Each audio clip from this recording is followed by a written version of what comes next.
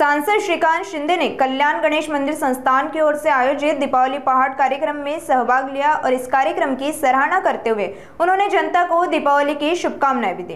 इस दौरान उन्होंने गीला अकाल वाले क्षेत्र में किसानों की सहायता करने के लिए युवाओं से भी अपील की। दरवर्षीप्रमाणे डोंबिवलीमध्ये तरुणाई हजारोच्या संख्येने जे आहे इकडे उपस्थित आहे, दिवाळी सण साजरा करते, दिवाळी पहाट साजरा करते आणि आज खास गणेश मंदिर संस्थांच्या माध्यमाने डोंबिवलीमधील अनेक संस्था ज्या आहेत त्यांना एकत्र करून या ठिकाणी नृत्याचा कार्यक्रम जो आहे, वेगवेगळे कार्यक्रम, सांस्कृतिक कार्यक्रम घेण्याचं काम गणेश मंदिर संस्थानाच्या माध्यमाने झालेलं आहे। याच्या अगोदर देखील आपण पाहिलं स्वागत यात्रा असेल, त्याचबरोबर वेगवेगळे कार्यक्रम असतील, हे गणेश मंदिर संस्थानाच्या माध्यमाने नेहमी गणेश मंदिर संस्था करत आलेली आहे।